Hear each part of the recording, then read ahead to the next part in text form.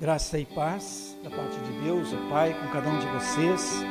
Nessa manhã, nós queremos meditar na palavra de Deus, do texto do nosso salmo de hoje, o Salmo 111. Volta aqui, isso aí, vamos ficar aí por enquanto. Eu quero convidá-los para nós lermos em conjunto esse texto que está ali, esses 3 versículos. Está ali colocado na Nova Almeida atualizada, a versão aqui na tela. Vamos ler em conjunto esses versículos? Em suas obras a glória e majestade, e a sua justiça permanece para sempre. Ele faz memoráveis as suas maravilhas, bondoso e compassivo é o Senhor.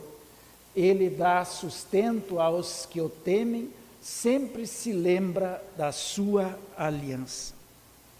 Que Deus nos abençoe ao meditarmos nessa palavra desse texto do Salmo. Esse é um salmo chamado um salmo acróstico, também chamado um salmo alfabético, e conhecido como um salmo de sabedoria. Era cantado pelo povo para, de uma maneira muito especial, lembrar do agir de Deus, como Deus age na vida e cuida do seu povo, das pessoas. O ser humano, historicamente, tem uma grande tendência a esquecer do agir de Deus. É natural que o ser humano, isso também significa para nós, nos dias de hoje, não consiga, muitas vezes, mensurar ou controlar todas as coisas pelo desenrolar dos fatos e dos acontecimentos.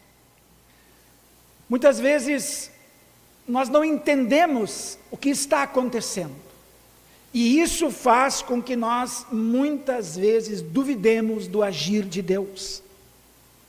Não tem nada de estranho nisso. Isso é muito lógico, isso é muito humano. Isso faz parte de nós como pessoas, como seres humanos. Em tempos de crise, nós olhamos individualmente para as nossas realidades e procuramos sempre nos ajustar. Nós fazemos esforços, redirecionamos nossas condutas com o intuito de nós superarmos o momento de crise que estamos vivendo e assim podermos seguir em frente. A crise pode ser um desemprego, as consequências, por exemplo, dessas intempéries que nós estamos vivendo, ventos, tempestades, inundações, uma frustração de safra para aqueles que vivem da agricultura, a nossa economia, que muitas vezes nos assusta, o comércio que tem dificuldades justamente nesse momento de crise. As pessoas que vivem, por exemplo, de investimentos, olham para um mercado que é oscilante e desaquecido, especialmente por guerras que nós estamos vivenciando o mundo afora e assim por diante. As coisas parecem que não são fáceis. O povo de Deus que cantava o Salmo 111, esse salmo alfabético, também vivia e atravessava muitas crises. Viveu um momento de escravidão.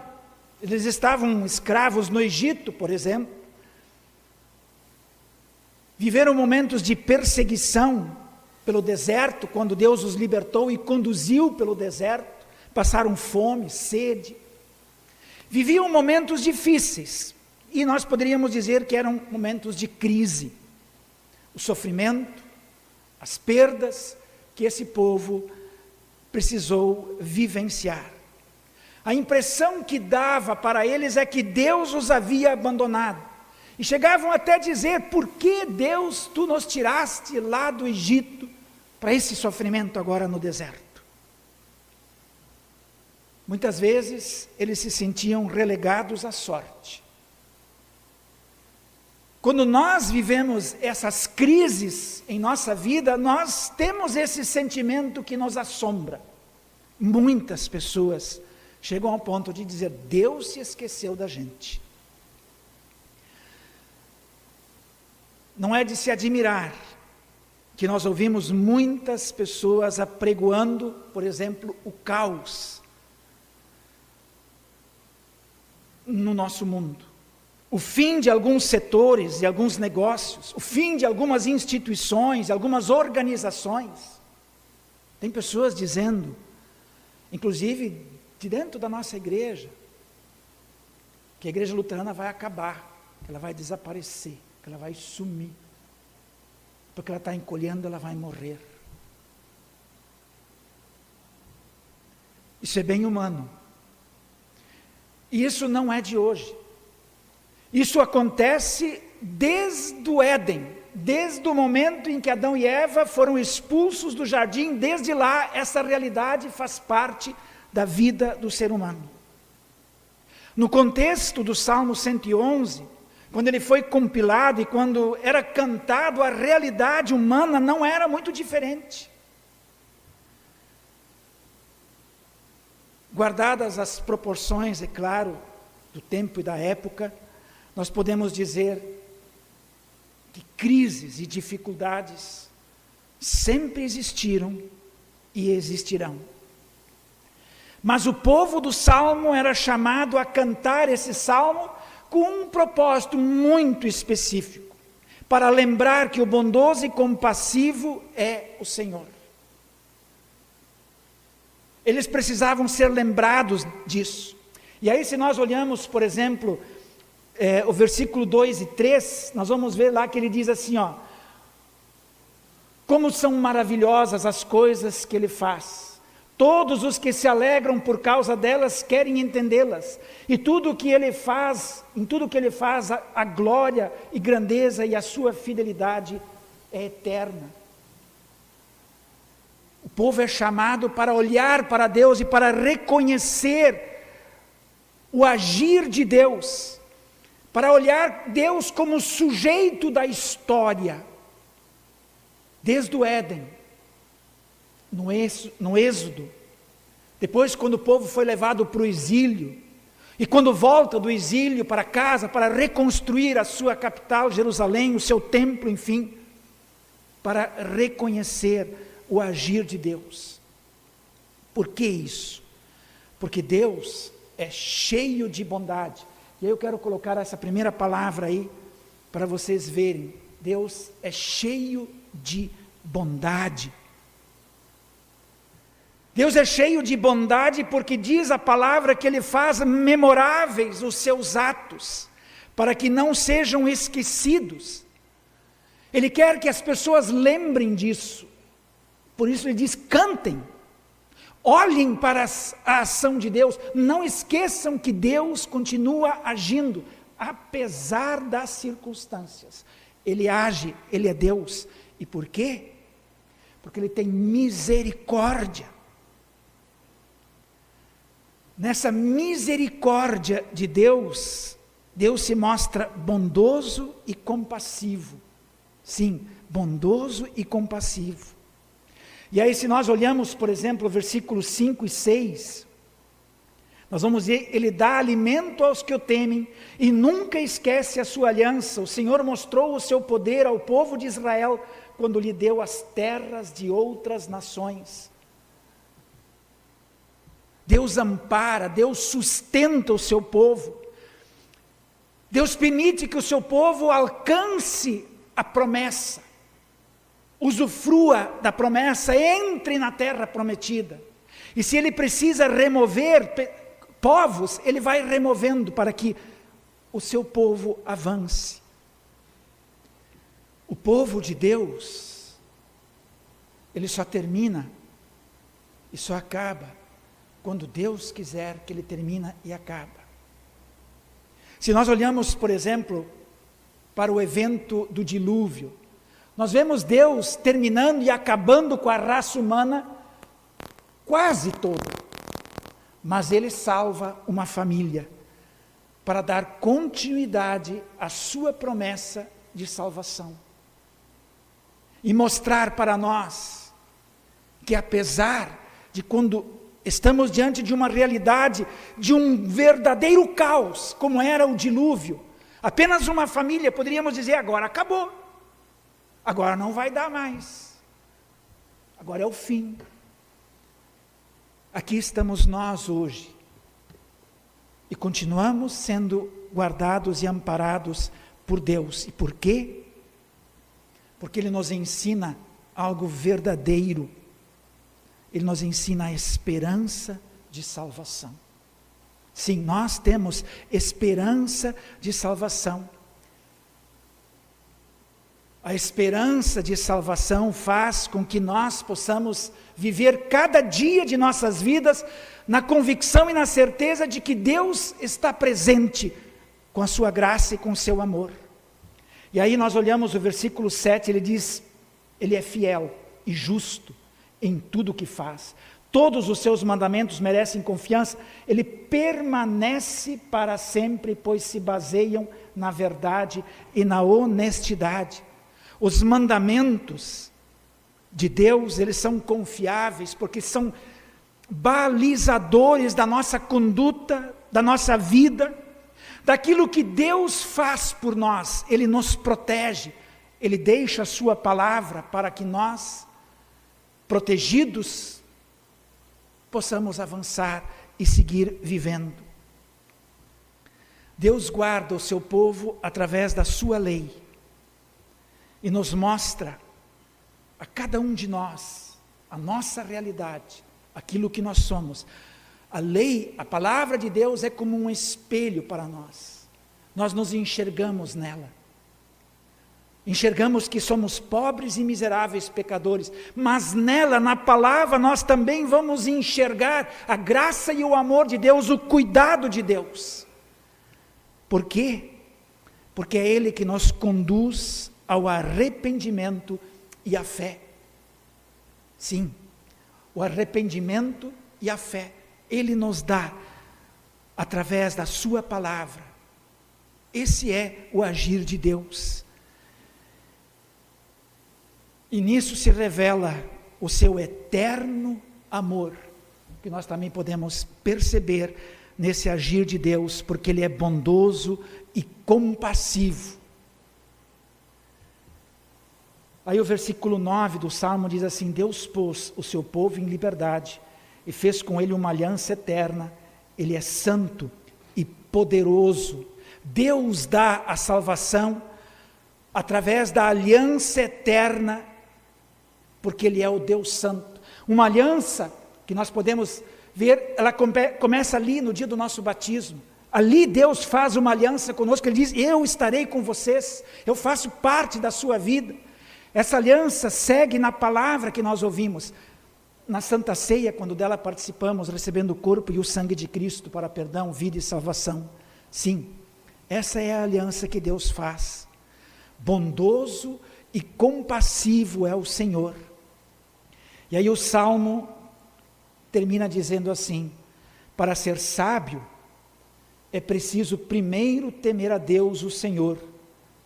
Ele dá compreensão aos que obedecem aos seus mandamentos. Que o Senhor seja louvado para sempre. É sábio temer a Deus. É sábio. Como ele diz, é o princípio da sabedoria. O temor ao Senhor é a coisa mais importante, é a coisa principal, diz o Salmo. Está no topo das coisas mais importantes. E que mostra a prática, na prática, o nosso viver.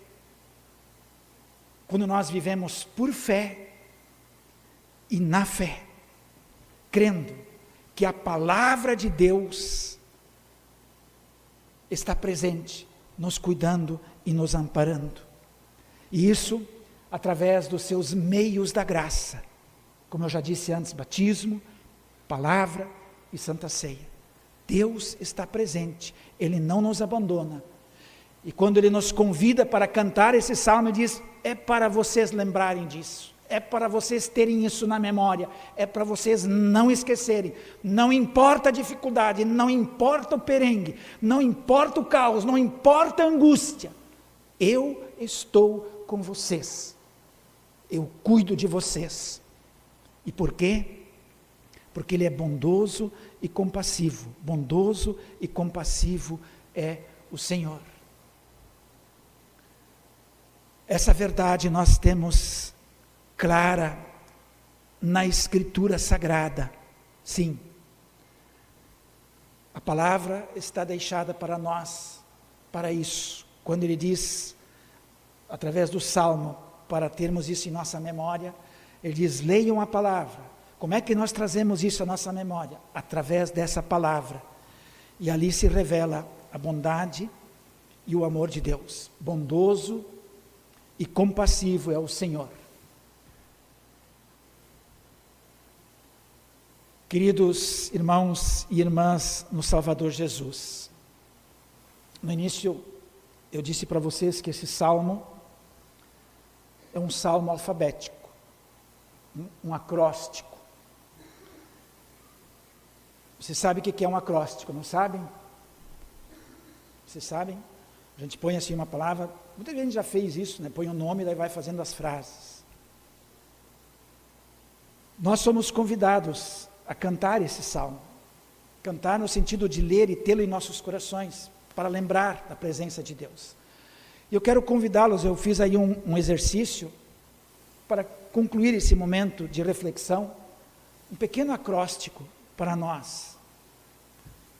Compassivo é o Senhor e cheio de bondade, onipresente com a sua graciosa aliança salvadora, nunca deixando-nos faltar seu eterno amor.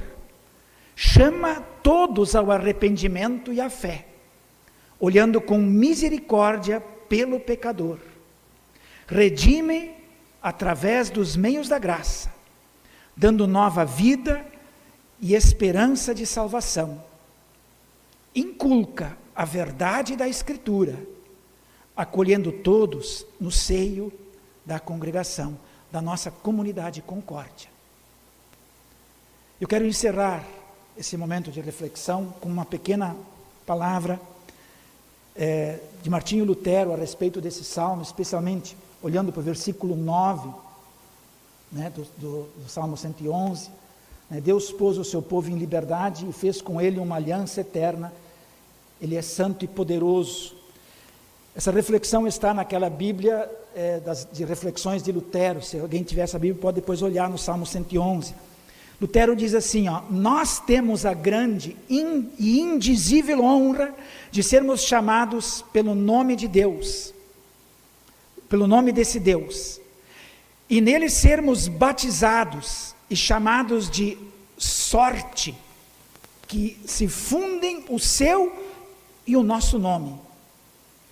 Que temos um Deus que faz tão grandes coisas em nós, sendo nós chamados de povo de Deus, servos de Deus, herdeiros de Deus, reino de Deus, casa de Deus, obra de Deus e outros nomes mais.